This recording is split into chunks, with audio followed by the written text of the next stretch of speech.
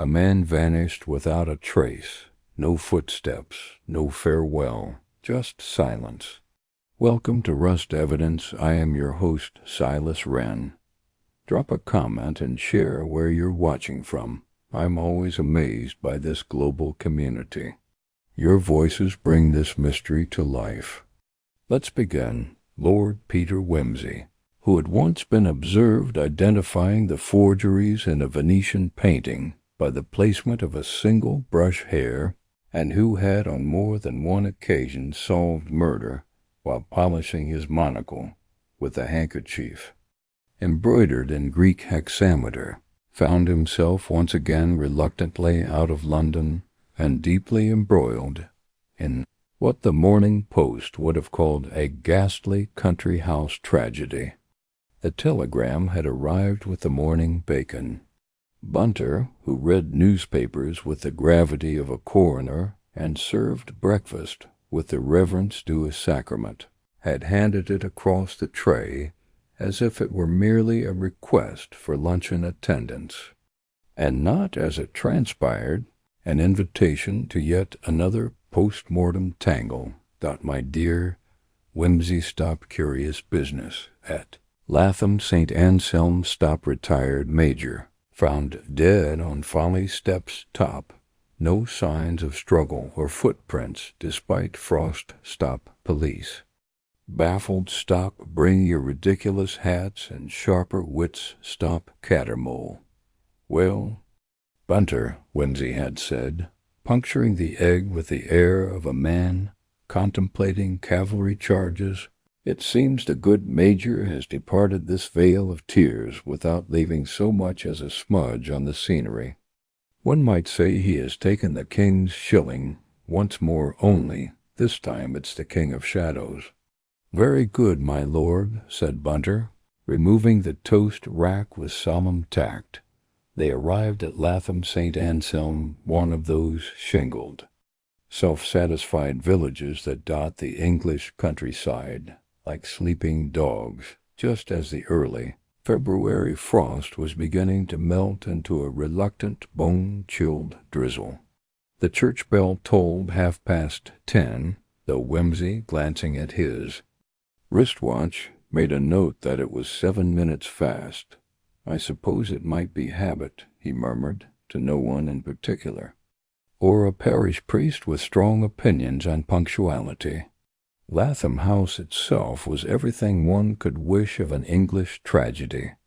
Gables like brooding brows, ivy clinging like second thoughts, and a folly, oh yes, a folly constructed in 1791 by a viscount with a taste for Gothic revival and foreign debts. It stood at the edge of the woods, half a ruin by design, and wholly absurd by modern sensibilities. It was also, according to the terse note in Cattermole's telegram, where the late Major Honoria Quarles had been found that very morning, stiff and serene on the steps of the ruin, as though posing for a monument he hadn't yet earned. Detective? Inspector Cattermole, a man of more beard than neck and an expression perpetually 3 days short of shaving, greeted Wimsey with the enthusiasm of one welcoming a polite but unnecessary hurricane. I suppose, he said gloomily, you'll want to see the body. If it's not too much trouble, said Wimsey, removing his gloves with theatrical precision, though I must say I'd rather hoped to encounter a living witness first. The dead are dreadfully uncommunicative, unless, of course, they leave poetry. The body had been moved to the study, laid out on a chaise in the kind of frozen dignity rarely granted to the living. Major Quarles, late of the Royal Engineers, had the square jaw and clipped mustache of a man who preferred orders to arguments. He had been discovered by his niece, a Miss Isabel Fane, who had reportedly gone out early to sketch the folly in the silvered morning light, though the local vicar, a man with unseemly opinions on watercolorists, claimed he had seen her return. Later than she said, there were no footprints. That was the detail that made everyone whisper. No footprints in the frost going to the Folly, and none away only Major Quarles, in full winter overcoat and gloves, seated stiffly on the mossed stone like a man waiting for his regiment. Poison? Whimsy asked. No trace, said Cattermole. No wound, no sign of a struggle. Heart attack's possible, but the doctor won't commit. You see, the shoes are clean. Dry as the Sahara, but it was wet, Whimsy, and frozen. Whimsy bent, examining the Major's polished boots. He looked about the room. The fire had not been lit. A teacup stood, half-washed, in the hearth's fender, incongruously domestic beside the soldier's rigid body. No suicide note, said Cattermole. No recent letters. Niece claims he was in high spirits. Had just arranged to sell a small field bordering the East Wood to a Mr. Devenish wealthy chap. Reclusive recently took the Partridge House on lease. Delightful, said Whimsy. A mysterious stranger, an inherited folly, and a corpse that declines to leave footprints.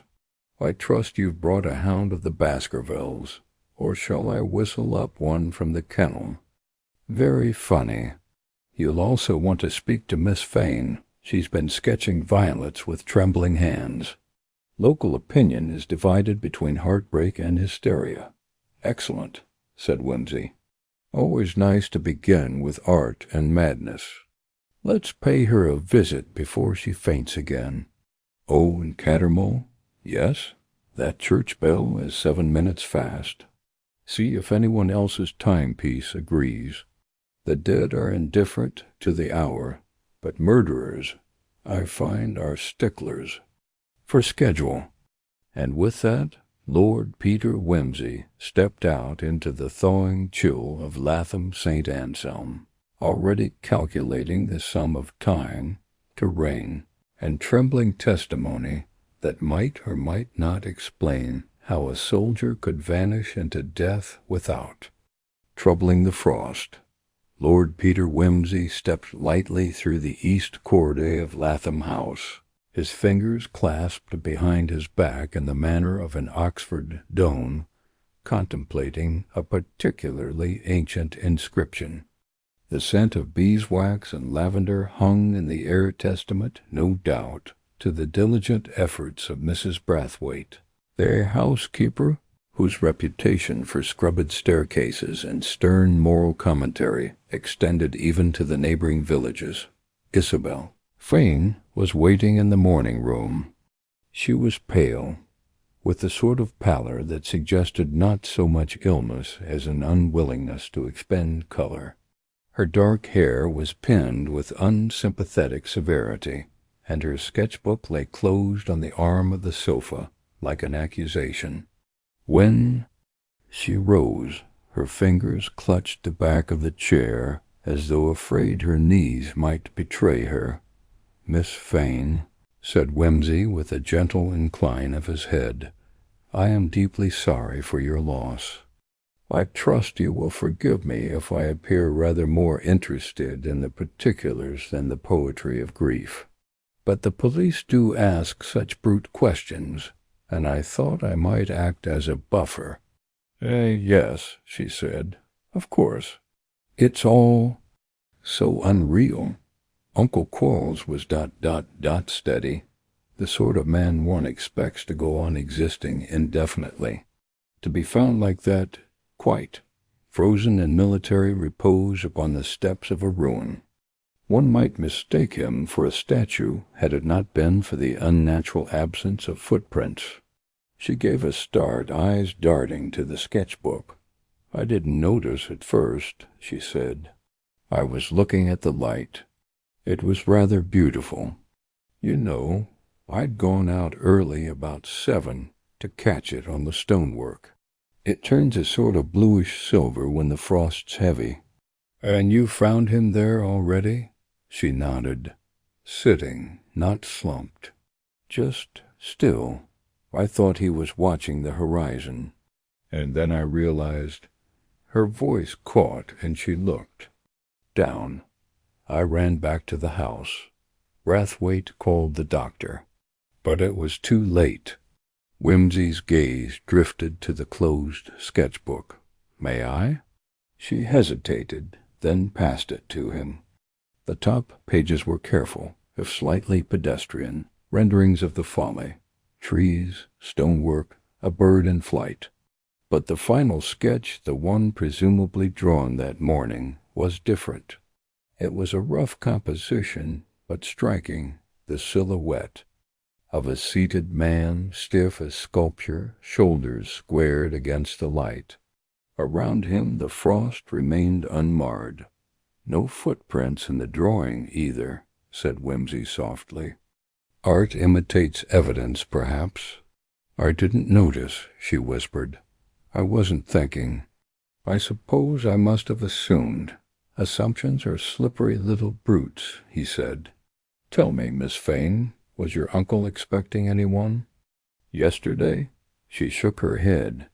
"Not that I knew of. He'd spoken of selling the East Field, but I believe the papers had already been exchanged. To Mr. de Venish, yes? A discreet sort of man, I gather. Did Major Quarles speak of him?" "Only once said he was quiet, preferred birds to people." "Perhaps wise," murmured Whimsy. "And yesterday evening? Any visitors?" "No. Uncle dined early. I was upstairs after 9 reading.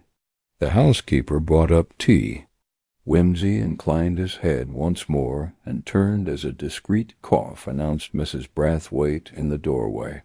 She was the sort of woman one could imagine, keeping a ledger on human foibles and charging interest on sins. Her black bombazine dress rustled with disapproval. "I'll have a word with Mrs. Brathwaite now, if you'll excuse us," said Whimsy kindly. "You've been very helpful, Miss Fane." Isabel withdrew, leaving a faint scent of violets and dust. Whimsy gestured to the chair. "Mrs. Brathwaite, tell me, how long have you served the Major?" 13 years, my lord, since his retirement. A strict gentleman, but fair. No nonsense." "Indeed. What time did you retire last night?" 10:30. "I lock up at 10, check the windows, take up Miss Fane's tea, then go to my rooms. Was everything in its place?" Mrs. Brathwaite's brow furrowed, as usual. "Except, well, now. You mention it. Ah, excellent. You'll forgive my vulgar enthusiasm. Please go on." She hesitated. The back door to the pantry corridor was bolted, but the bolt didn't feel quite ... seated, as if it had been unbolted and refastened. "Quickly, and the door opens on?" "The garden leads toward the east wood," Whimsy smiled. "The same direction, incidentally, as the folly. Did you mention this to the inspector?" "No, my lord, it seemed too small." "And he didn't ask?" "They seldom do," said Whimsy, cheerfully. "Thank you, Mrs. Brathwaite. One more question. Did the Major receive post yesterday?" She thought. "Yes, a single envelope, thick cream paper. I placed it on his writing desk myself. Addressed by hand?" "I believe so, but I never looked closely." Whimsy made a mental note. He wandered next to the garden, where the old gardener, Topham, was kneeling in damp soil, muttering about spring frost. Whimsy crouched beside him like a botanist greeting a rare bloom. "Topham," he said brightly, "I understand you're the man to ask about footprints." Topham grunted. "Don't need to ask. There weren't none. No disturbances in the flower beds? Only rabbits, and I know the difference. Major never walked that way. Always the path, never the grass. And yesterday morning, Didn't see him. Didn't see no one. No suspicious shapes in the woods. Hooded. Figures? Apparitions? Topham gave him a sideways glance. You're making a joke. Only a very small one, said Whimsy. Tell me, does anyone else use that back door? No one who ought to. Quite, thank you. As he returned to the house, Whimsy paused and looked back at the folly. Its ruined arches loomed against a graying sky. A place designed for melancholic brooding, not military collapse. Inside, Cattermole was leafing through papers. Nothing in his desk, he grunted. No letter, no diary, just bills. No cream envelope? Neither one. Then I suggest we begin by asking who had reason to remove it, and why a dead man made no mark in the frost. Tell me, Cattermole, do you know if the bell-ringer's a punctual man? Cattermole stared. I only ask, said Whimsy pleasantly, because if the bell was 7 minutes fast, and the discovery of the body timed by it, then someone had a most peculiar window of opportunity in which to commit murder while leaving. The scenery perfectly untouched. He tapped his cigarette case thoughtfully, then returned it to his pocket. It's a question of timing, my dear Inspector. Timing and the curious cleanliness of things. The parlor clock struck 11 with a self-important clang as Lord Peter Whimsy leaned against the fireplace mantel, eyes half-lidded in apparent repose. But his mind, sharper than a vicar's sarcasm on Harvest Sunday, was steadily unraveling. The morning's statements weighing absences as much as assertions. Miss Fane's trembling testimony, the housekeeper's quiet alarm about the unseated bolt, the gardener's tacit loyalty to what was and wasn't rabbit-shaped, each left him with the distinct feeling that Latham St. Anselm had perfected the art of the almost true. Bunter, he murmured, as the man himself appeared with the precision of a Swiss train, do me the kindness of inspecting the Major's boots once more, the soles in particular. Let's not take the absence of footprints as gospel until we've checked whether the fellow might have been carried. Indeed, my lord, said Bunter, already turning with gloved hands folded like a surgeon on call. You suspect interference? I suspect theatricality, said Whimsy. And where there's theater, there's usually someone fussing. About behind the curtain.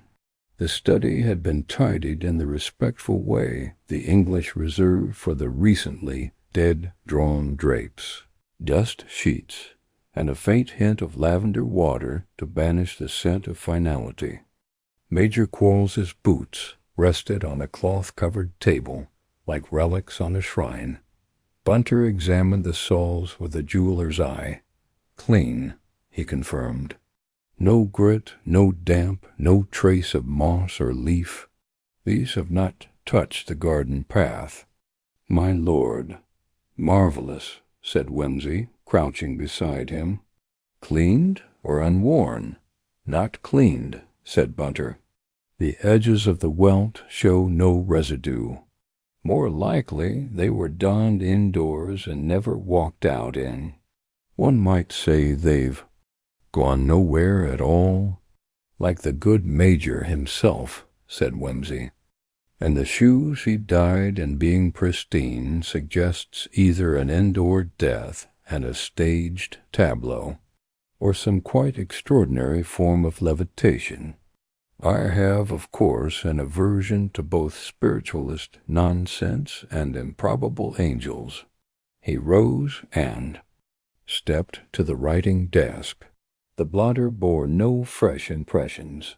The fountain pen lay dry and unused, and the drawer revealed little beyond unpaid bills and an illustrated catalogue of telescopes. A keen astronomer? He asked Cattermole, who had entered with the air of a man braced for disappointment. "So I'm told," said the inspector. "Had an observatory built on the second floor, a kind of glass turret. Mostly kept it locked. Never saw the appeal myself. No letters, no envelopes, none matching the housekeeper's description. You're thinking it was taken? I'm thinking it vanished. Vanishing is very fashionable just now. Men, footprints, letters. If the silver starts disappearing, we shall know we're dealing with a conjurer. Nothing else odd in the room?" "Only the lack of oddness," said Whimsy. "It's the absence of the usual clutter that bothers me. No scrawled address on a scrap of paper. No ash in the tray. A man in the habit of sitting and reflecting tends to leave behind crumbs of reflection. This desk is cleaner than Bunter's boots." He paced the room once, letting his gaze wander. "What about the niece?" Cattermole grunted. "Local girl. Raised here, no money of her own. Expected to inherit the house eventually. And Devenish, the land buyer?" Cattermole glanced down at his notebook. "Quiet chap. Ex-academic. Taught classics somewhere up north. Rented the Partridge House last year. Keeps to himself. No known connections to the major, aside from the land purchase." Whimsy tapped the mantelpiece. "I think I should like to meet this Devenish. There's something very awkward about a man who buys land from someone and then promptly becomes his last known business contact. Especially when that land abuts a patch of frosted grass no one seems to have walked across." The inspector snorted. "We'll arrange it." Outside, the drizzle had settled into a persistent gray mist, the sort that seeps through collars, and one for G, seeps into the bones. Whimsy took the gravel path toward the folly, pausing as he reached the site where Quarles had been found. The mossy steps were still damp, though the body was gone. An oilskin cloth had been stretched across part of the stonework to protect against weather, but it only exaggerated the gloom. "Bunter," he said quietly, "notice anything peculiar about the site?" "Beyond its morbid appeal, my lord. Quite. Look at the steps." They crouched together. At the base of the stairs, just to the side, was a thin indentation in the grass. Not a footprint. More like a drag mark. A single arc, shallow but visible. "Something was moved," said Bunter. "Yes," murmured Whimsy. "Or someone, but delicately. And not recently enough to show water displacement. The frost was undisturbed, ... But something pressed the grass before it melted." He turned to survey the east wood. A slender path led from the folly toward the boundary hedge, the same direction, if one were to follow it, that led toward Partridge House. He began walking. The Partridge House was a neat Georgian affair, restored with a taste for minimalism. Gravel crunched under his shoes as he approached. The front door was opened before he could knock by a man of middling height and scholarly pallor, with a tweed jacket and the expression of one who regrets having answered, "Mr. Devenish?" "Yes." "Lord Peter Whimsy." He offered his card. "I'm assisting the police in their inquiries into the death of Major Quarles. I understand you had business with him recently." "Yes, we concluded the sale of the East Field last week. I hadn't seen him since." "No disagreements? Quarrels with Quarles?" Devenish didn't smile. "None." "You live alone?" "I do." Whimsy glanced past him. Books lined the walls, ordered by publisher rather than subject, a sign of deep, possibly unhealthy academia. "I understand the folly lies not far from your new property." Devenish stiffened. Technically, it's still part of Latham House. The sail line ends 50 yards short. Indeed? And were you walking that way yesterday? No, said Devenish. I was indoors. Working. I heard nothing. One last thing. Are you acquainted with Miss Fane? The pause was small, but distinct.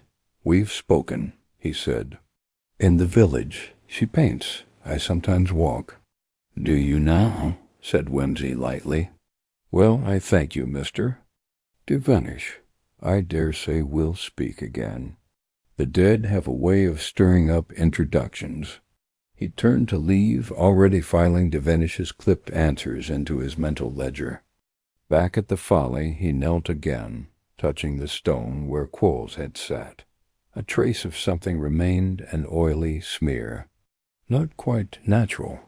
Bunter, he said softly, bring the fingerprint kit, and then have a word with the bell ringer. Sir? If that bell was 7 minutes fast, someone adjusted it. And the man who adjusts the time, said Whimsy, standing slowly, may have noticed who crept out to tamper with time itself.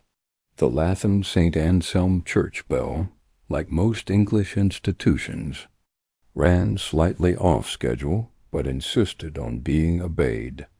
The belfry's clock, large, self-important, and encased in flaking oak, ticked on with the deliberate pace of a solicitor reading a will. Its keeper, one Mr. Terence Palgrave, lived in a narrow cottage adjacent to the churchyard, where he subsisted, largely on weak tea, theological disputation, and an unholy terror of damp. Lord Peter Whimsy approached the cottage at a lean amble, trailing the scent of wet hedgerows and Egyptian cigarettes. Mr. Palgrave answered the door in his shirt-sleeves and a waistcoat that had once belonged to his uncle, a curate of regrettable convictions and excellent tailoring. "Good morning," said Whimsy with a courteous bow. "I understand you're the guardian of time in this parish. No small responsibility, I imagine." Palgrave blinked at him. "I wind the clock, if that's what you mean." "Indeed, and keep it punctual?" "As punctual as its temperament allows. It gains, you see, 5 to 7 minutes a week, depending on the weather." "Curious," said Whimsy. "And you adjust it?" "Every Wednesday morning." "By what?" "My pocket watch, which I check by the wireless by BBC time." "Signal." Whimsy extracted a small notebook and made a show of considering it. "Forgive me. Was it adjusted yesterday morning or the day before?" Palgrave looked mildly scandalized. "The day before, of course, Wednesday. Always Wednesday. At 7:15, just before morning prayers."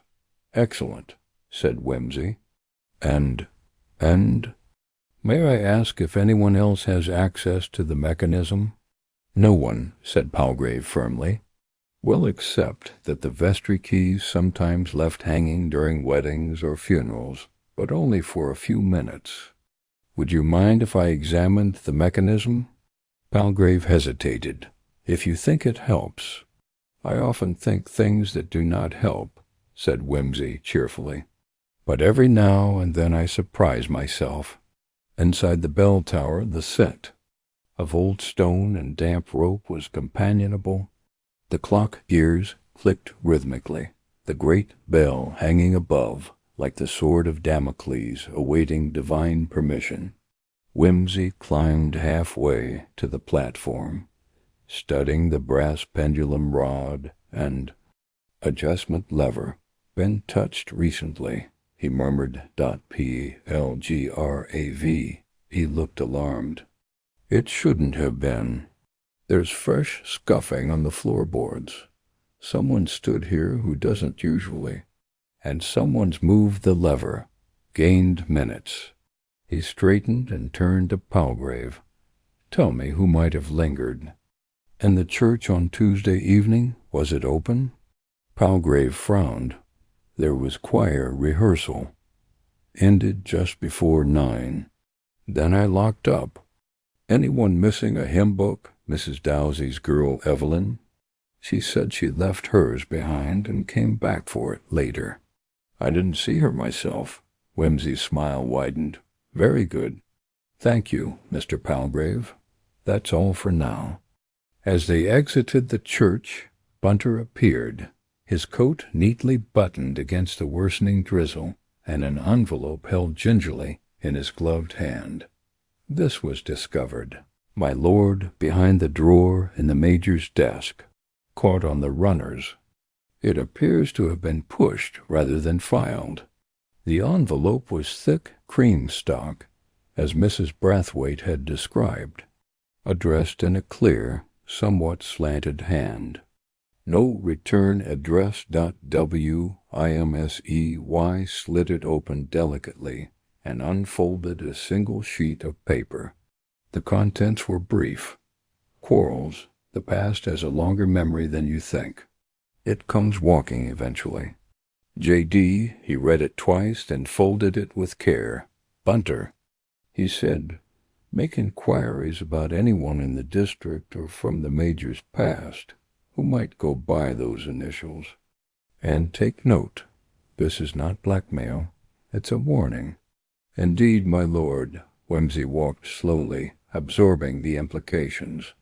The clean shoes, the moved body, the unadjusted boots that had never seen the outdoors, and now this letter. Not extortionate in tone, but prophetic. Not financial, but emotional. The signature G.D. so vague it was either a deliberate disguise or a name so familiar it required no elaboration. Back at the house, Miss Fane was absent from the drawing-room. A query to Mrs. Brathwaite revealed that she had gone walking in the orchard to clear her head. Whimsy, whose own head remained perpetually untidy with notions, followed the path behind the conservatory, where skeletal apple trees clutched at the fog. He found her at the far end, seated on a low stone wall, her sketchbook once again on her lap, though unopened. Miss Fane, he said gently, I wonder if I might ask about your uncle's acquaintances.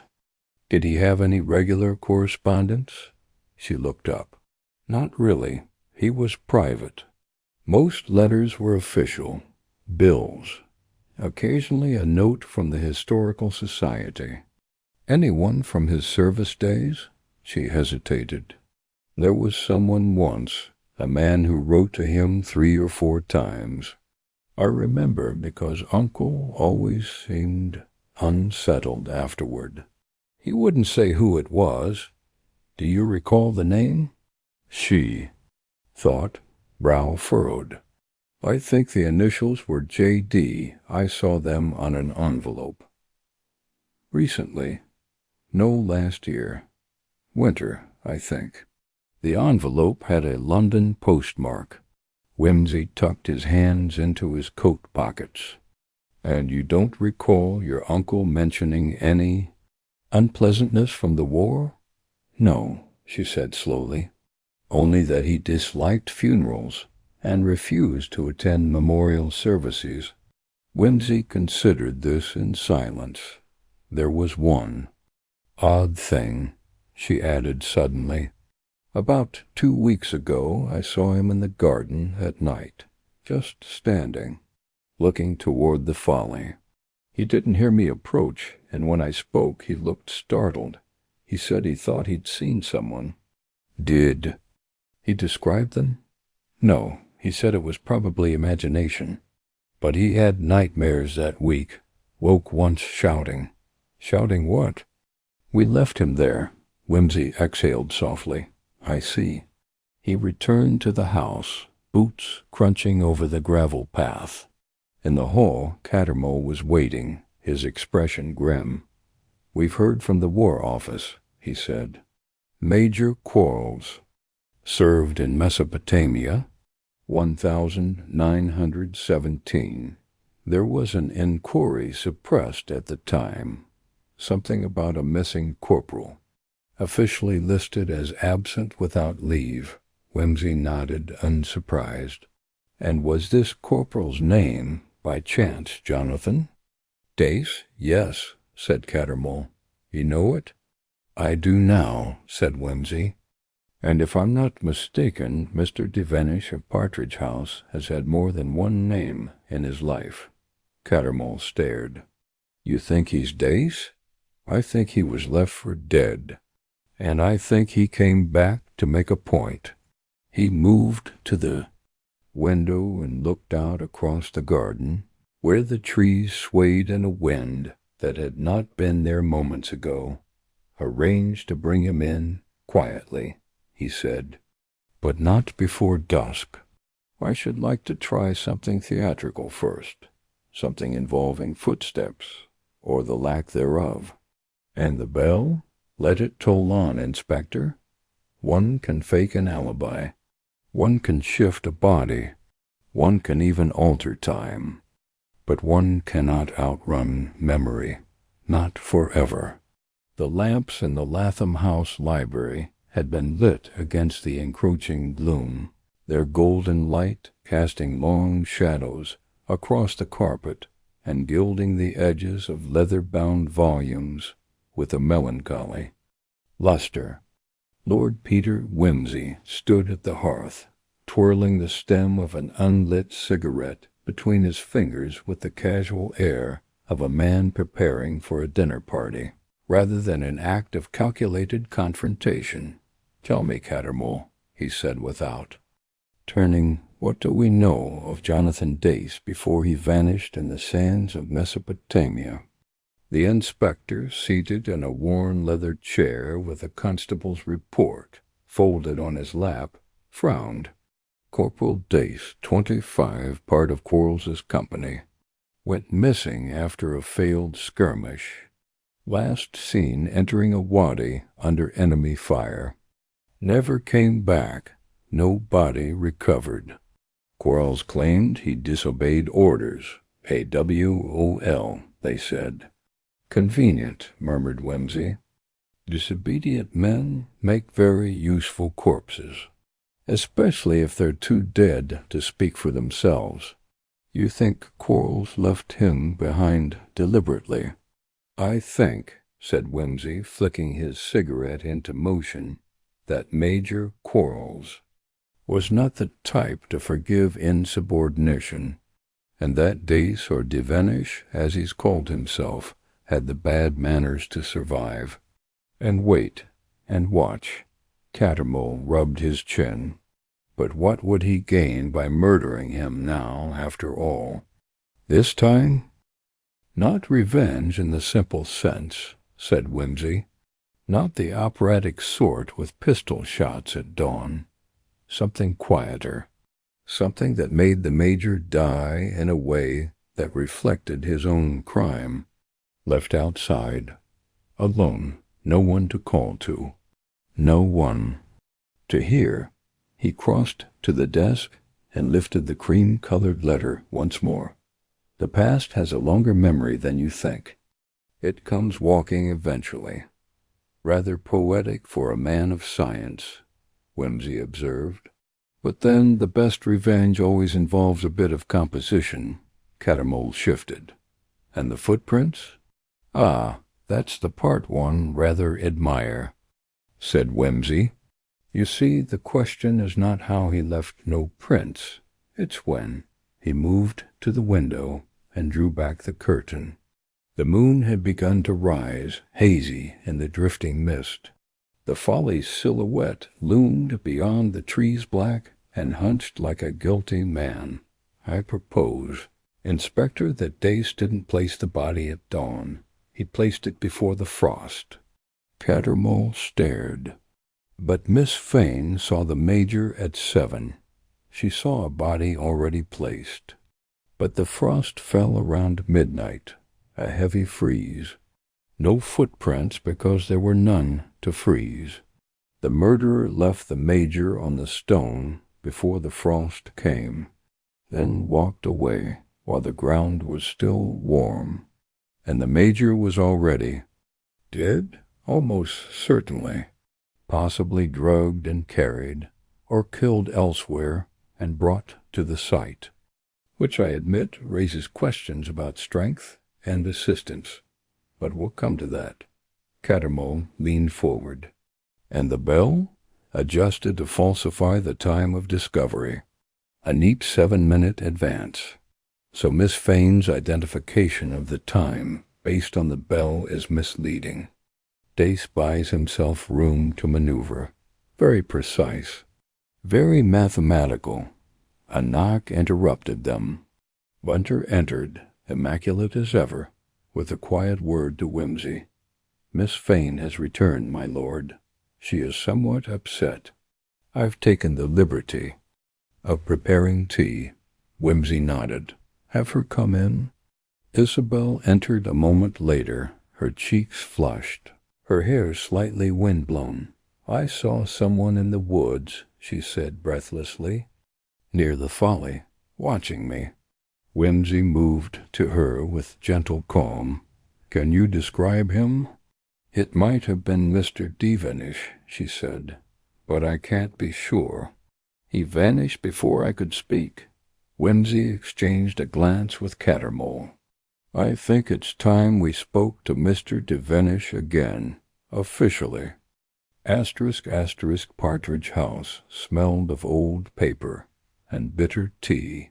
Mr. Devenish answered the door with his habitual cool, though there was a flicker, yes, a definite flicker of apprehension behind his spectacles. Back so soon, Lord Peter? He said, and with company. Mr. Devenish, said Whimsy smoothly, we'd like a word concerning your identity and your past, and a certain corporal's file from 1917. Devenish's face did not change, but his posture stiffened. I see. Do you? Said Whimsy. You've taken admirable care to keep quiet. Changed your name. Found a respectable country rental. Kept to yourself.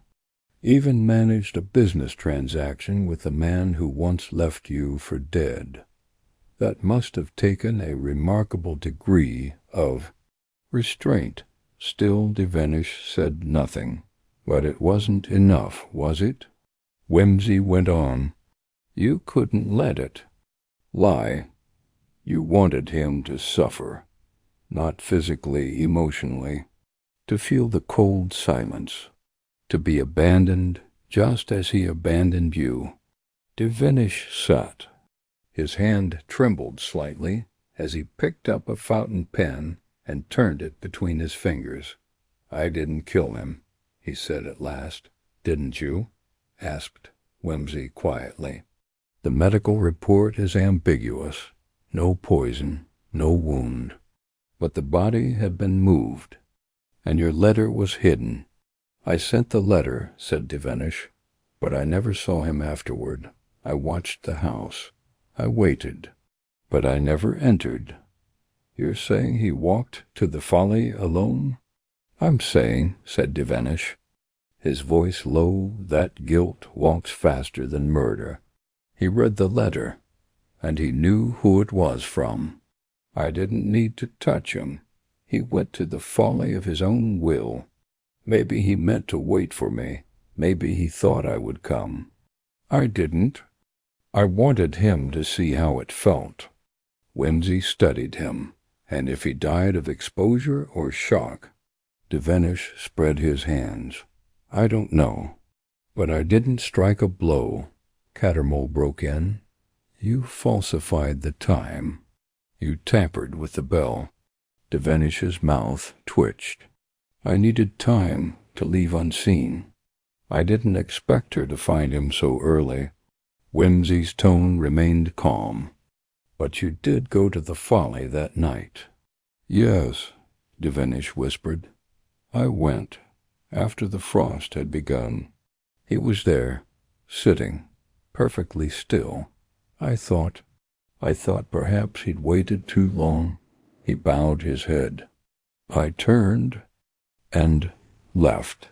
There was silence. At last, Whimsy said, "Then you've done something very English. You killed him with guilt, not hands, and then lied about the time to protect yourself from the very punishment you believed he deserved." He turned to Cattermole. "I believe this one belongs to your conscience now, Inspector, not the gallows." Asterisk, asterisk, later, as Whimsy and Bunter prepared to leave Latham House, the rain had begun in earnest, tapping like fingers against the car roof. Whimsy lit a cigarette and gazed at the folly one last time. "Bunter," he said quietly, "you may note that the dead can indeed rise, but they rarely return for justice, only for company. Yes, my lord, and sometimes even the most terrible revenge is only silence." The return to London was postponed by a day. Not due to any lingering obligation, Cattermole had officially accepted Devenish's statement and passed the matter on to the Crown Prosecution Service with all the enthusiasm of a man drafting minutes for a church committee. But because Lord Peter Whimsy was not yet satisfied, there was a tone to the affair, a dissonance faint as the echo of a cracked bell, that refused to settle into harmony. Wimse. Y sat late that evening in the Latham House library, its firebank low and sullen. The room retained the peculiar chill of disuse, though the armchairs remained faintly perfumed with pipe smoke and old leather. He turned once more to the cream-colored letter from J.D., now safely ensconced in a wax envelope in his inner pocket. "Bunter," he said, without looking up, "what is your opinion on the difference between guilt and fear?" Bunter, who was polishing the lenses of his compact field glass with surgical delicacy, responded in a tone that implied a household rule had been invoked. "I should say, my lord, that guilt suggests retrospection. Fear implies anticipation." "Excellent," murmured Whimsy. "Then would it interest you to know that Devenish, who confesses to guilt in abundance, displayed an unusual amount of fear when speaking about the night he saw Quarles seated in the Folly?" "It would, my lord. He says he found the Major already dead, that he stood before him, saw no breath, and left. But what he doesn't explain is why, in that case, he adjusted the bell tower. If guilt is sufficient, why falsify the hour?" "Perhaps," said Bunter, "he feared being accused of the greater sin." "Perhaps," said Whimsy, "but true fear is rarely tidy, and Devenish is a tidy man." He rose, crossing to the sideboard where he poured a single measure of brandy. "I begin to suspect," he continued slowly, "that someone else stood near that Folly that night. Someone who saw Quarles go or who helped him get there. And perhaps someone who was not a ghost from the desert, but a creature of more domestic extraction. You believe Miss Fane was involved?" "I believe," said Whimsy, "that Miss Fane paints beautifully, lies inconsistently, and carries the sorrow of someone who expected to be relieved, only to find herself terrified." He set down the brandy untasted. "Tomorrow, Bunter, we shall reconstruct the night, the temperatures, the window lights, the paths, all of it. But tonight I shall go walking." The garden was slick with mist and memory. The path to the Folly shimmered faintly in the torchlight, the gravel crunching beneath his feet. The Folly itself loomed dark, its half-ruined arch casting a black, toothless grin against the moon. Whimsy stood at the foot of the stone steps, the very spot where Major Quarles had been discovered, gloved hands folded, boots unmarked by any trace of frost. The air was cold now, almost bitter. and for the briefest of moments he fancied he could see the ghost of the seated figure immaculate, upright, resolute in death. He turned his torch low, letting it sweep across the grass at the edge of the ruin. There, as before, was the faint, dragging arc Bunter had noticed. Not a stride, but a pull. Something or someone moved. Not by walking. By force dot and beside each fainter, still two imprints, side by side, narrow and deep.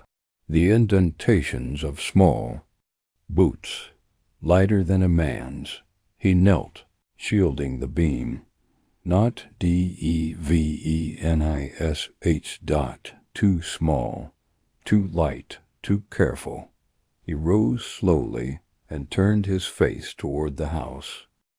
Asterisk. At breakfast, Isabel Fane was composed.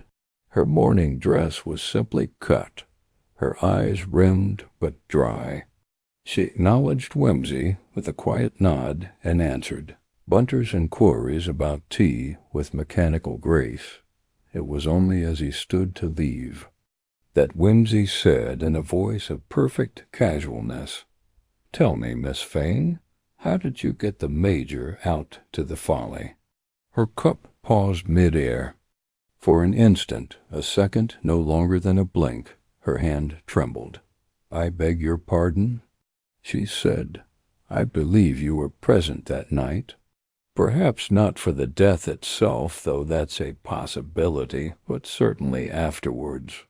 You helped. Move him, dragged him part way, then Dace took over." "You're mistaken." "Perhaps," he said. "But a pair of your boots were found in the boot room last night.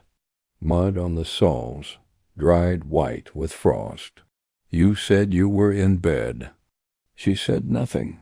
Whimsy continued, gently. "You saw your uncle reading that letter, didn't you? You saw what it did to him. And later you found him perhaps in shock, perhaps collapsed, and you didn't call for help. Why?" Still she said nothing. The ticking of the clock on the mantel was deafening. "Because you hated him," Whimsy said, softly now. "Because he destroyed your father." Her eyes lifted slowly. There was no anger in them, only resignation. He had my father court-martialed, she said. Said he was cowardly. It wasn't true. He hesitated once in a trench. The men were exhausted. Quarles demanded they charge anyway. My father refused. He was discharged. Never spoke again. Drank. Himself to death 2 years later. And you learned all this from a letter, she said.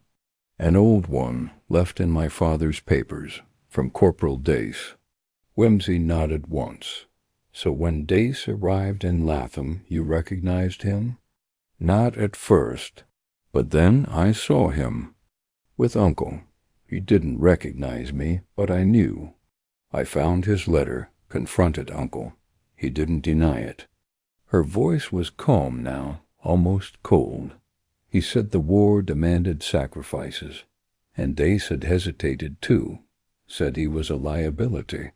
So he left him to die, and blamed him, and blamed my father. So you helped Dace set the scene. No, she sighed. He didn't ask. I went to the Folly that night. I was thinking, I don't know. I saw Uncle slumped. He was wheezing. I thought he was pretending. I watched. He didn't move. I went back to the house. I didn't tell anyone. She looked up, her voice quiet. I left him there, just like he left them. There was silence. At last, Whimsy said, "You didn't kill him." "No, but I didn't help him either." He inclined his head. "I shall speak to Cattermole." She didn't ask what he would say. Asterisk. That evening, as Whimsy and Bunter departed at last, the mist began to rise once more from the fields. Latham St. Anselm receded behind them, the folly now just a smudge in the trees. WIMSE.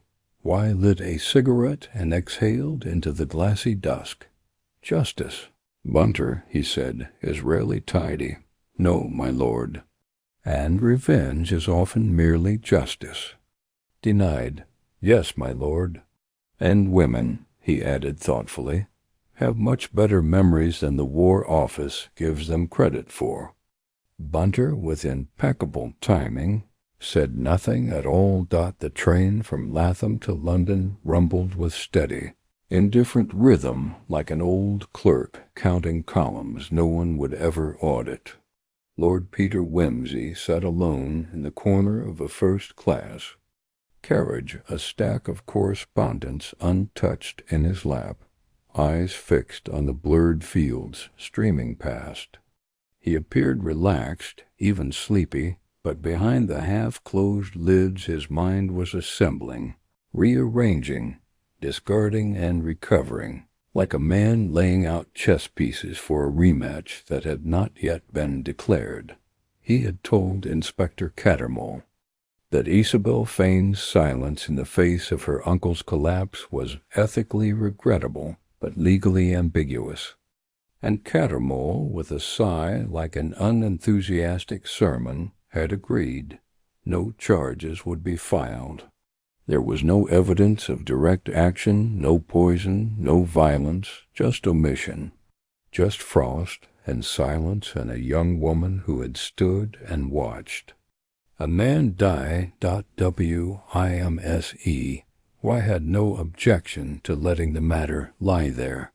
He had seen justice before shaven-headed, pale-eyed, smelling faintly of ink and sweat, and did not altogether trust it when it raised its voice too high.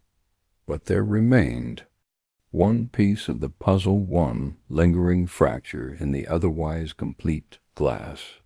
And it was this that he carried with him now like a sliver beneath the skin. In his overcoat pocket was a second letter. It had been slipped under his bedroom door at Latham House some time after midnight, unsigned and folded with military precision. He had not read it immediately. He had a great respect for ominous notes and preferred to tackle them after breakfast. The handwriting was smooth and educated, not Devenish's hand, nor Miss Fane's. The message read, "He didn't die from cold." His heart was weak, yes, but it was not exposure that stopped it. You may want to ask what was in the tea I brought him. No one else touched the cup, not even Miss Fane, but I did, and I am not sorry that it was signed with a single initial, B.WIMSEY. Reread it now for the fourth time as the train curved around a bend and past a copse of trees wreathed in thin mist. The letter was written in strong black ink, the kind used by schoolmasters and spinsters. The paper was cheap, practical. He could hear the voice behind it low, dry, unflinching. Mrs. B. R. ATHW. AITE. He had underestimated her. Everyone did. It was. He reflected the great camouflage of England, the silent domestic. The woman who scrubbed the floor, served the tea, observed everything, and said nothing until perhaps she did. Back in London he summoned a file from the War Office archive, citing a matter of minor literary interest. The archivist, who knew him well and had once lent him a series of Boer War diaries for a crossword clue, obliged without question. The report on Corporal Jonathan Dace's disappearance in 1917 was thin, but suggestive. It included a signed testimony from one Honoria Brathwaite, then a nursing orderly, posted in the same field hospital where Dace had been taken briefly before vanishing. She had been 24 at the time, Whimsy laid the two samples of her handwriting side by side. The slant was sharper now, the pressure firmer, but the looped H and the continental style Z remained identical. So, she had known Dace, known him before the war ended, possibly even helped him disappear, and all these years later, she had found herself in the household of the man who had condemned him, and served him tea. Whimsy closed the file, exhaled slowly, and pressed the call bell for Bunter. "Yes, my lord. Have the Bentley sent round tomorrow morning. We're going back to Latham St. Anselm." Bunter, who had packed the travel kit with prophetic efficiency that morning, merely inclined his head. Asterisk Mrs. Brathwaite received him in the pantry with her usual air of brisk restraint. The room was spotlessly clean. The smell of carbolic, ever faint, lingered like an old wound. "I wondered when you'd come back," she said. "I have a few questions," said Whimsy, "and I'd rather ask them here, if you don't mind." She folded her hands, nodded. "You wrote the letter?" "Yes." "You poisoned the tea?" "I did." "What did you use?" "Did you tell us?" "From foxglove leaves, dried and ground." "Where did you obtain them?" "I grew them in a small pot behind the pantry garden. No one pays much attention to a widow with flowers." "No," said Whimsy. "They rarely do." He took a seat on the small wooden stool beside the larder door. "Why now?" She did not reply immediately. Instead, she crossed to the counter, lifted the lid from a biscuit tin, and replaced it again as though checking that nothing had moved. "Because I couldn't watch him walk away twice," she said at last. "The first time he left Jonathan bleeding in the sun. Said he was slow, unreliable, not worth carrying. When they came back, the major told them Dace was dead. No one questioned it. No one ever questions the officer. But Dace survived. He did. Barely. I hid him for 6 weeks in a farm outpost until he could be smuggled out. Gave him a new name, got him out of the country. And you?" said Whimsy quietly. "I stayed. It was easier to vanish here. A woman's life can disappear without anyone noticing. I married. Widowed young, took service, one house after another. And ended up here, yes." She looked at Whimsy then, directly, with clear, colorless eyes. "He didn't remember me. I had changed." "He hadn't, not at all. So you killed him." "I let him die," she said. "The heart was weak. The dose was small. It didn't take much. I watched him drink it and go out into the cold. I knew it would be enough." Whimsy said nothing. After a time she added, "I would do it again. He killed more than one man in that war, Lord Peter. Some just didn't stop breathing." He stood, slowly, his hands still in his coat pockets. "I can't protect you," he said. "I'm not asking you to. I can tell them it was the weather, the frost, a stumble, a silent collapse. There's no proof otherwise, no evidence of the drug, no motive but what lives in shadows." She gave a small smile. "You've a good sense of justice, Lord Whimsy." "I doubt it," he said. "But I have an excellent sense of endings." He turned at the door. "One last thing. That teacup, did you wash it?" "Boiled it, twice. Efficient. I was a nurse." He nodded once and left. Asterisk, as the Bentley hummed away from the house. Whimsy leaned back in his seat and closed his eyes. "Justice?" Bunter asked. "No," murmured Whimsy. a reckoning older, slower, and rather more final. And he said no more until London. London, for all its clatter and combustion, has never been unkind to contemplative minds. It is a city that permits a man to vanish into bookshops, into smoke, into thought, and Lord Peter Wimsey, on a quiet Wednesday afternoon in his Piccadilly flat, had managed all three simultaneously. The sitting-room was heavy with late winter. Light and silence, broken only by the click of billiard balls from the flat above, and the distant protest of a newsboy on the pavement. Wimsey, dressed in a dove-gray dressing-gown, sat cross-legged on the rug before the fire like a particularly relaxed guru of rational deduction. Around him a semicircle of newspaper clippings, wartime files, and correspondence fanned outward like the petals of a very incriminating flower. He looked up as Bunter entered bearing a silver tray of coffee and a folded envelope, a letter. My lord, delivered by hand. No return address. Ah, said Wimsey, as if Bunter had produced a serpent in a teacup. A good sign. We are entering the epistolary stage of the drama. He unfolded the note.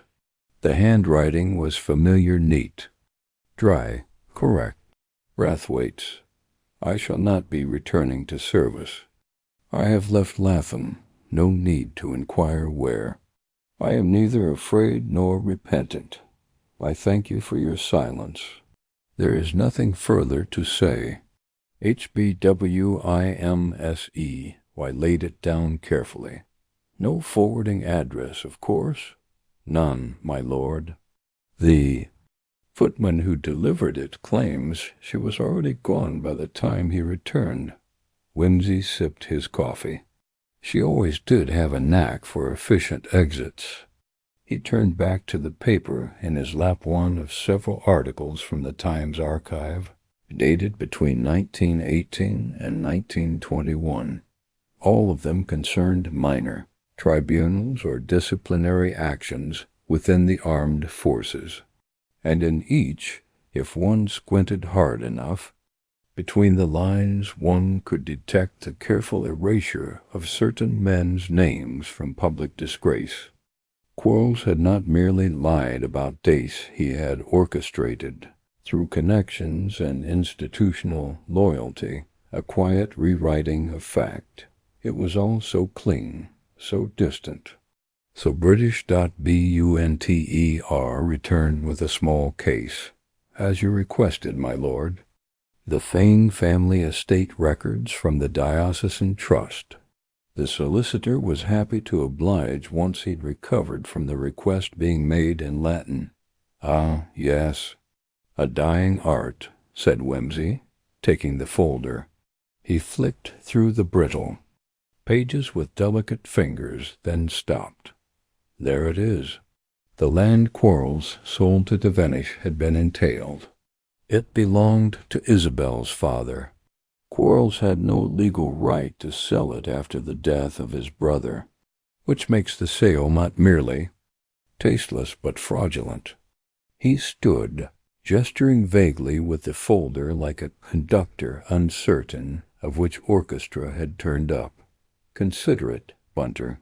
Devenish returns not merely to confront the man who abandoned him, but to repurchase the very land he once bled for. And Quarles, believing he still holds the world by the throat, sells it without realizing the documents won't stand scrutiny. A petty sin to top the great one. Rather a pattern, Bunter observed. Quite. Every war has its epilogues. Some wear medals. Some wear mourning. And some, he added, lighting a cigarette, wear kitchen aprons and remember everything. A knock interrupted them. Freddie Arbuthnot, in the vibrant tweeds of a man who had never taken a single train without upsetting someone, strolled in, hands in pockets and grin fixed like a weather vane. "Hello, Wimsey." Thought I'd drop by before I fled to the country. Mother insists I need air. I told her London had plenty, but she claims it's the wrong sort. Air doesn't come in moral grades, Freddie. Tell her that. Anyway, just saw your name in the Spectator. Some letter praising your latest? Piece on what was it, semicolons and 16th century crime pamphlets. Whimsy winced. A trifle. Not important. Not important? Peter, everything you do is important. I mean, even when it's ridiculous, especially then.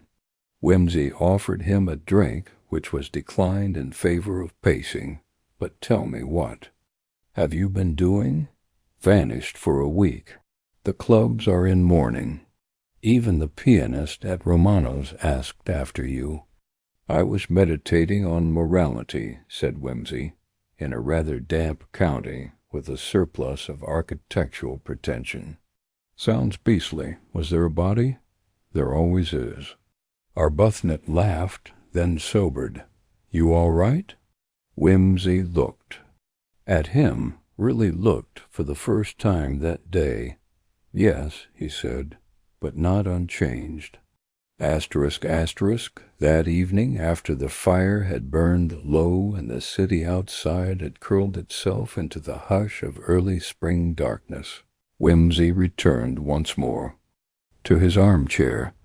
In his hands was the final note unsigned, unaddressed, left in the library at Latham House, and discovered only as they departed.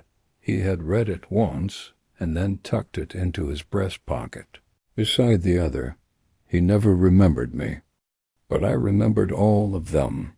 I brought the Major his tea every morning for 6 years, and every day I remembered what he did not just to Jonathan, but to my brother, to the men under his command, to the wives who waited for letters that never came. He walked away from the battlefield and walked into this house as if nothing had happened.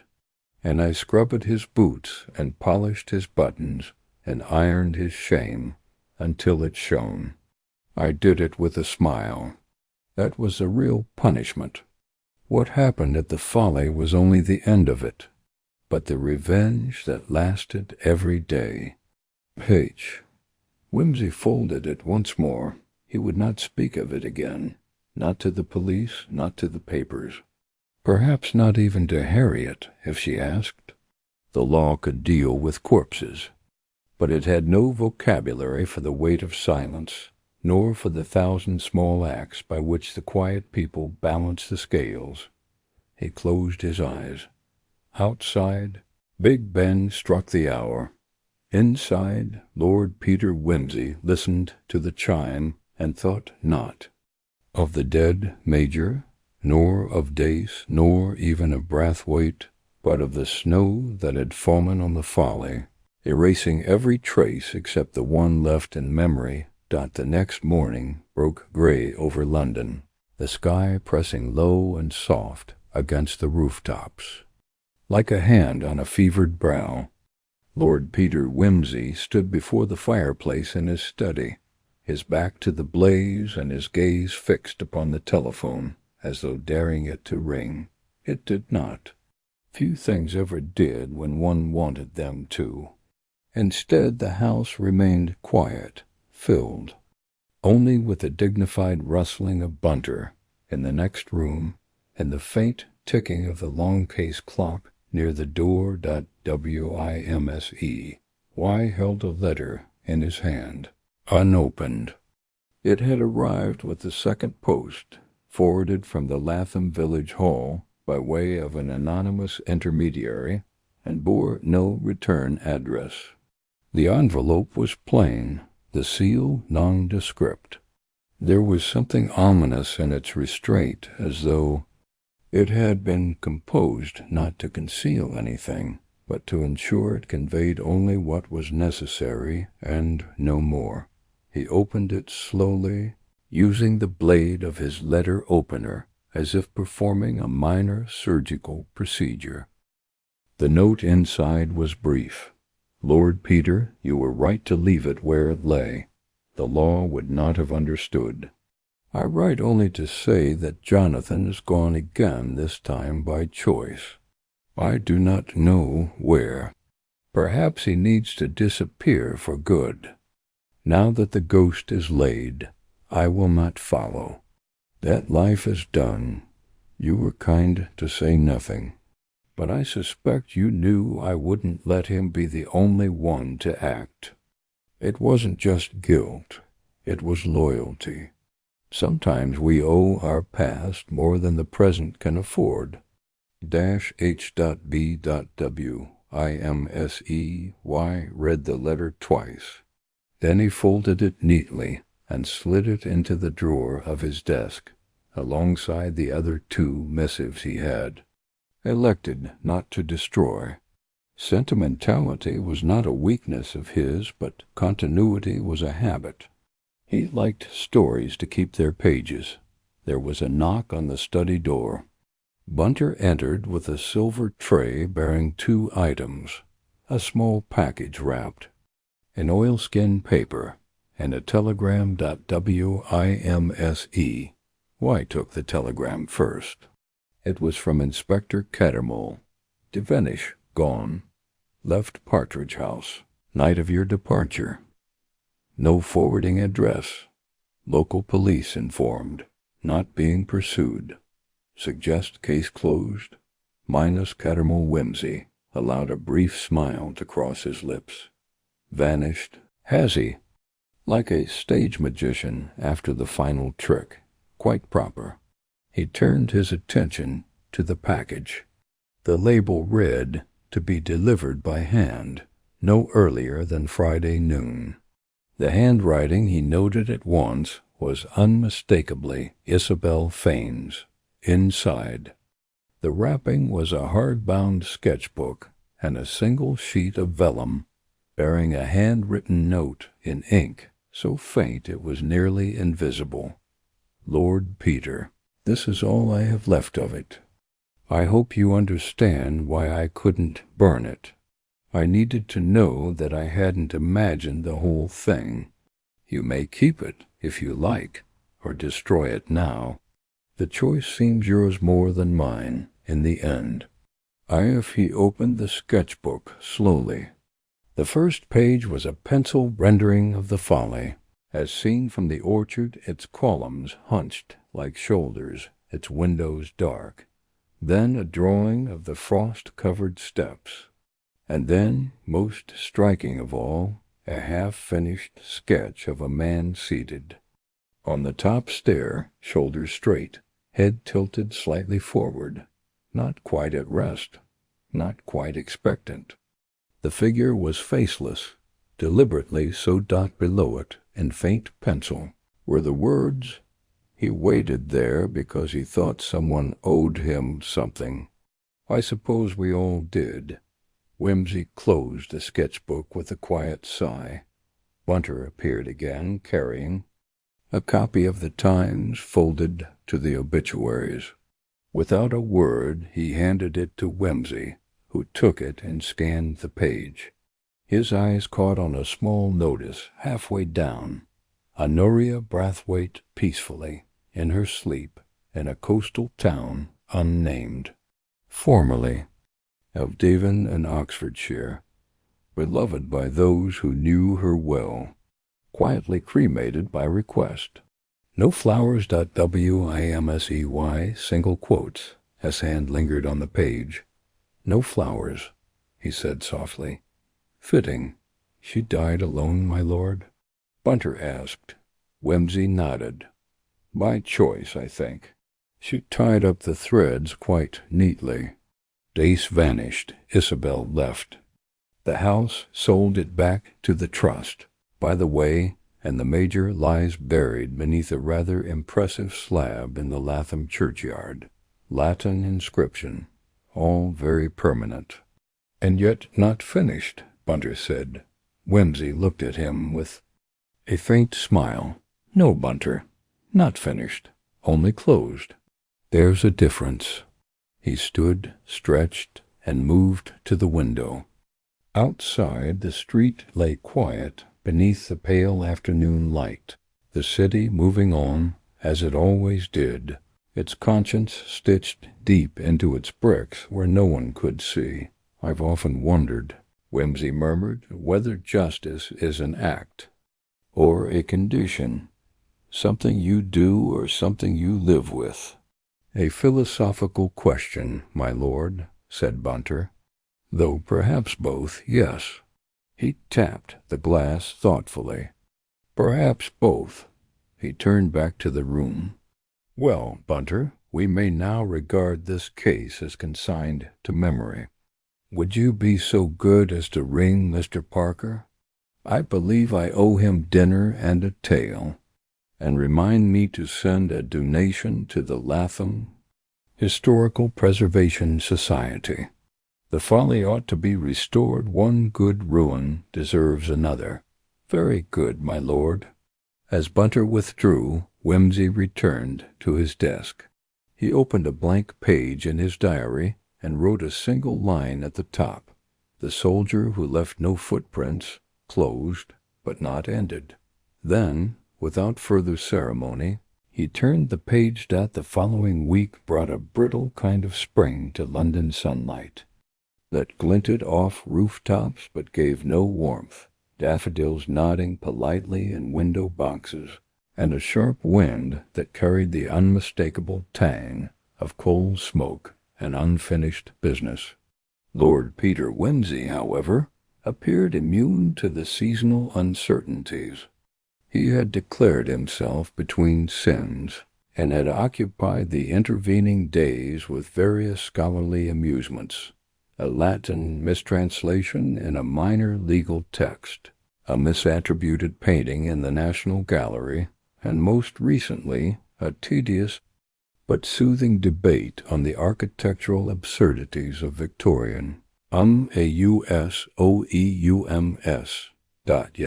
the case of Major Honoria Quarles refused to fade entirely. It lingered, like fog in a hollow.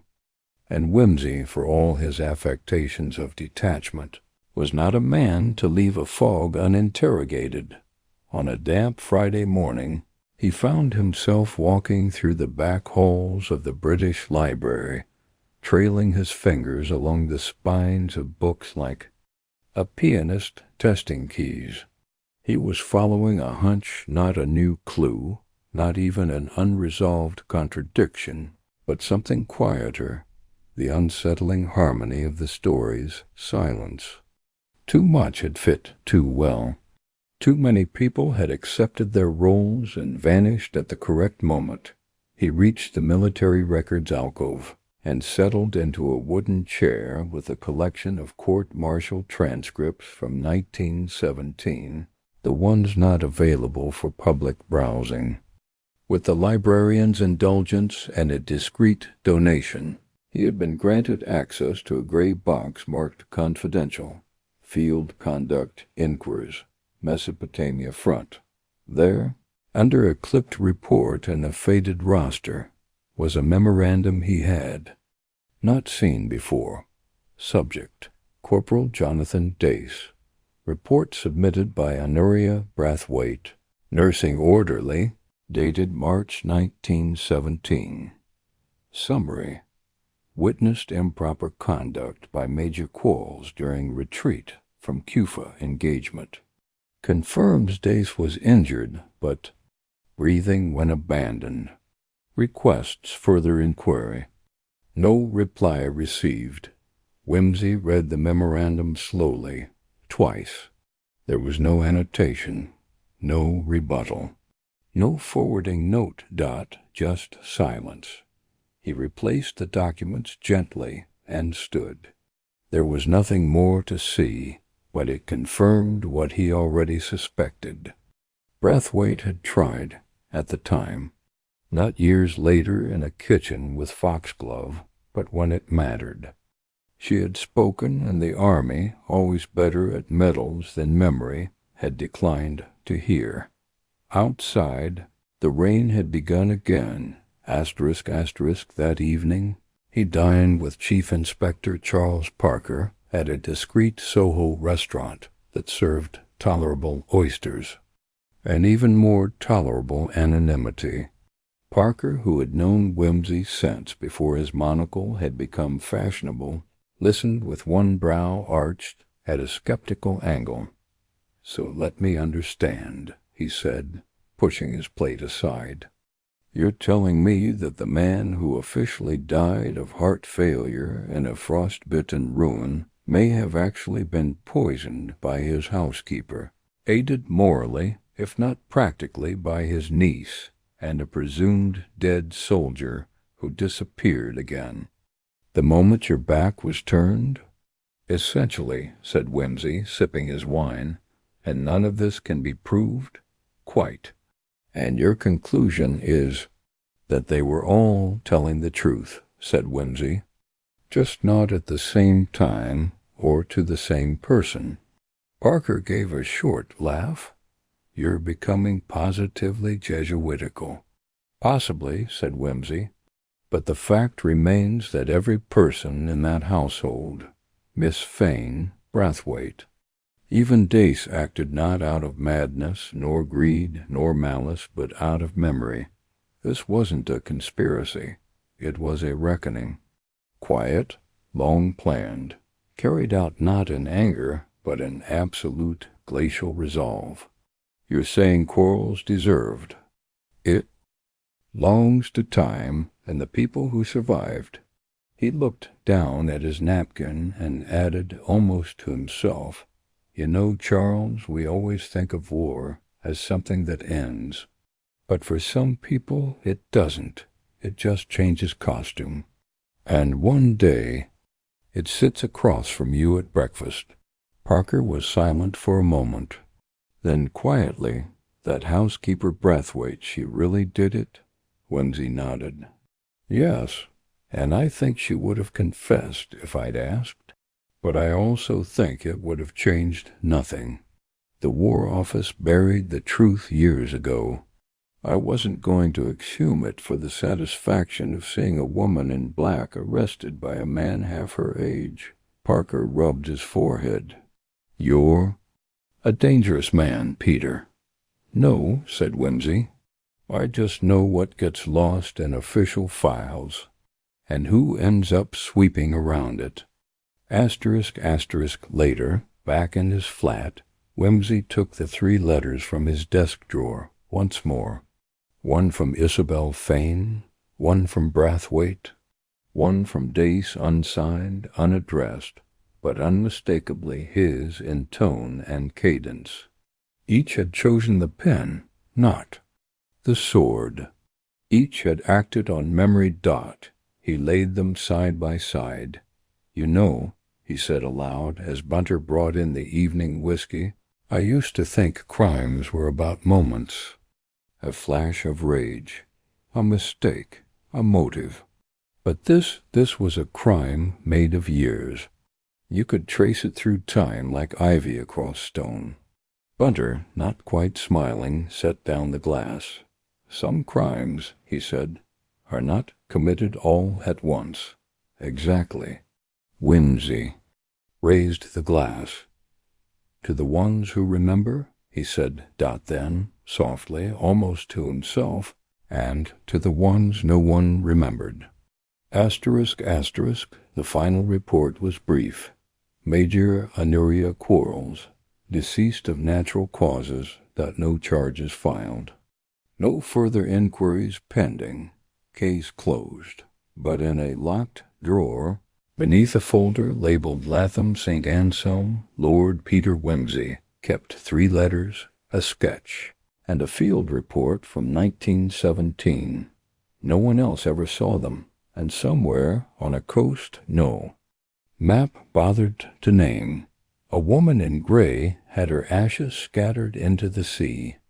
Some stories, Whimsy reflected, are told not for the courts, but for conscience. And some murders leave no footprints, only silence, only memory. Lord Peter Whimsy sat alone at his desk in the dim quiet of a late London night. The fire was reduced to a murmuring glow, the gas lamps flickered in their fittings, and the city outside had folded in on itself like a closed book. Beside him an envelope lay half opened, containing a letter with no signature, just the initials IF in one corner, the ink blurred at the edge as though pressed by a tear, or the tip of a nervous finger. The letter had arrived that morning. You were right. I couldn't stay. I'm in Italy now, Florence, though I expect to leave it soon. I wanted to tell you I've sold the last of it. The land, the house, even the sketchbooks. I've taken nothing but a passport and a name. Thank you for not asking more than you needed to. You understood something no one else could. That forgiveness isn't always deserved, and sometimes it isn't even possible. But we must live anyway. That, I think, is the harder mercy. I.F. Whimsy folded the page with careful fingers. He had known it would come, in some form or another, a postscript to the case that had, in the end, left no footprint, but many consequences. It was not a confession, not an apology. It was something colder, something cleaner. Release the file. On Major Quarles, with its neatly clipped documents and absent conclusions, now lay closed on his shelf, never to be opened again. Officially, the case had resolved itself. A man with a weak heart had died in the cold. No one had killed him.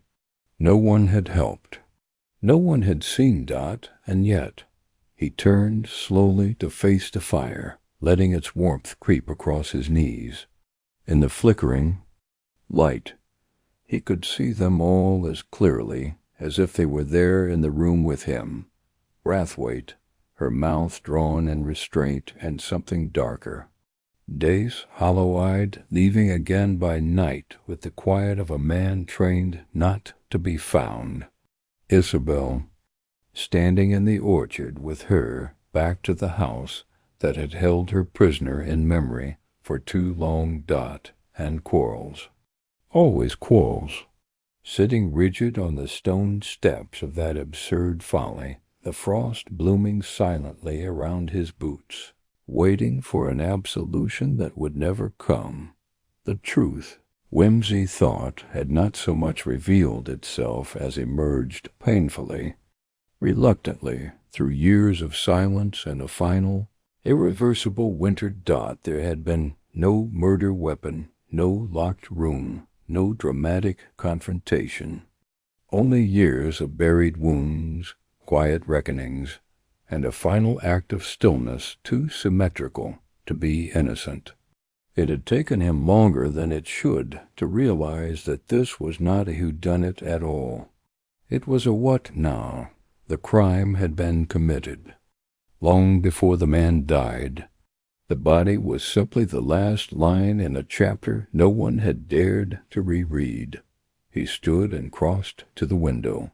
The sky over Piccadilly was clouded, blurred with smoke and distance.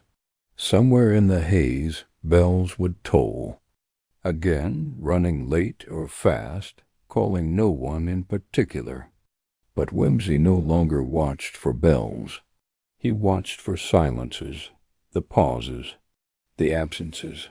And this one, he knew, had been filled. Dot at last.